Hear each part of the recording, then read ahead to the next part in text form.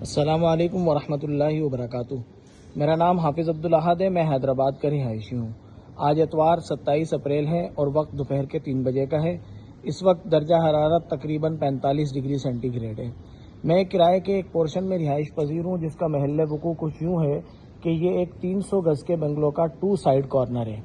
میرا چونکہ کرائے کے مکان پر رہنے کا یہ بالکل پہلا تجربہ ہے، اس لیے میں نے اس پورشن کو فائنل کرتے وقت یہ باتیں تو پیش نظر رکھی کہ گھر، بچوں کے اسکول، مدرسہ اور میرے آفس سے قریب ہو، لیکن یہ پہلو میری نظروں سے اوجھل رہا اور کسی نے گائیڈ بھی نہیں کیا کہ ایک ایسا گھر، ایسا پورشن جس کی چھت اور 2 دیواریں براہ راست سورج کی زد میں رہتی ہوں، وہ گرمی میں تندور بن جاتا ہے۔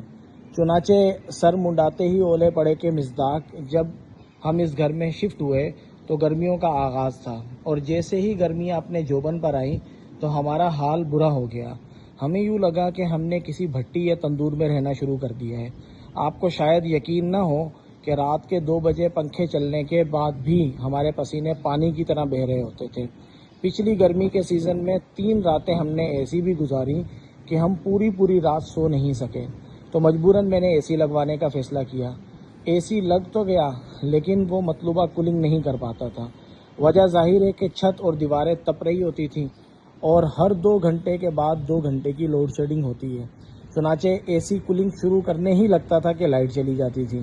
بہرحال اے سی لگنے سے یہ فائدہ ضرور ہوا کہ گزارا ہونے لگا تھا۔ تمام گھر والے اور بچے باقی کمروں کو چھوڑ کر صرف اے سی والے کمرے میں پڑے رہتے تھے۔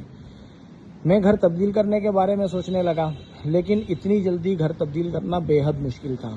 مزید یہ کہ یہ گھر بہت ہی آئیڈیل جگہ پر تھا اور مالک مکان بہت اچھے تھے جو قسمت سے ہی ملتے ہیں، لہٰذا میں گرمی سے بچاؤ کا کوئی حل سوچنے لگا۔ ایک دن بشارت حمید صاحب کی پوسٹ پر سولر کوٹنگ کا تذکرہ پڑا، چنانچہ محمد عامر صاحب کی وال پر گیا۔ وہاں سولر کوٹنگ کے ریویوز پر ویڈیوز دیکھی۔ بشارت حمید صاحب چونکہ میرے نزدیک نہایت معتبر شخصیت ہیں، اس لیے سولر کوٹنگ کے فوائد پر مجھے جھوٹ کا گمان تو نہیں ہوا، البتہ یوں لگتا تھا کہ کچھ مبالغہ ضرور ہے۔ بہرحال میں نے محمد عامر صاحب سے رابطہ کر کے سولر کوٹنگ منگوائی اور اپنے گھر کی چھت کے ساتھ ساتھ سورج کی زد میں رہنے والی دونوں دیواروں پر بھی اپلائی کروا دی۔ شاید آپ لوگ اس بات کو مبالغہ سمجھیں، ہمارے گھر کا موسم ہی تبدیل ہو گیا۔ ہم چونکہ بھٹی اور تندور میں رہنے کے عادی ہو چکے تھے، اس لیے پہلی رات موسم کی تبدیلی ہمارے جسم برداشت نہیں کر سکے۔ صبح سب کے گلے میں خراش آ چکی تھی، چنانچہ مجھے اے سی کو 28 پر کرنا پڑا۔ نیز اب میں رات میں 3 بجے کے بعد اے سی آف کر دیتا ہوں اور پھر دن میں 12-1 بجے آن ہوتا ہے۔ جس گھر میں داخل ہوتے وقت ہر بار تندور اور بھٹی میں داخلے کا گمان ہوتا تھا، کبھی ویلکم فیل نہیں آتی تھی، اب ویلکم فیل آتی ہے اور خوشگوار احساس ہوتا ہے۔ جو پنکھے رات کے 2 بجے بھی گرمی کے بھپکے پھینک رہے ہوتے تھے، اب وہ دن کے 2 بجے بھی ٹھنڈی ہوا دے رہے ہوتے ہیں۔ اس ٹنکی کا پانی جو رات کو 2 بجے بھی کھولتا ہوا آتا تھا، اب دن میں بھی نارمل آتا ہے۔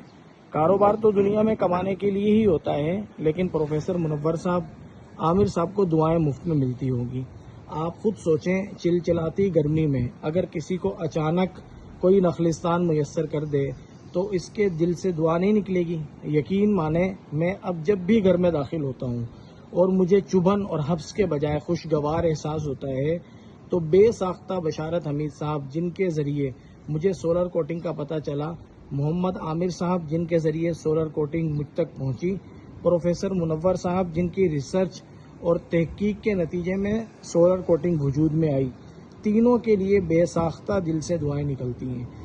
میں یہ ویڈیو عامر صاحب کے کسی مطالبے کے بغیر محض اس لیے بنا رہا ہوں کہ شاید کوئی میری ویڈیو دیکھ کر یہ سولر کوٹنگ اپنے گھر پر لگوائے گا اور اچانک سے چلچلاتی دھوپ میں نخلستان کا سما پائے گا تو بے ساختہ مجھے دعائیں ضرور دے گا۔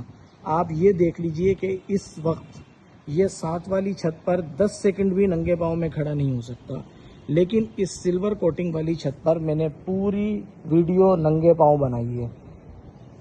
ویڈیو کتنے منٹ کی ہے یہ آپ خود دیکھ سکتے ہیں۔ فی امان اللہ۔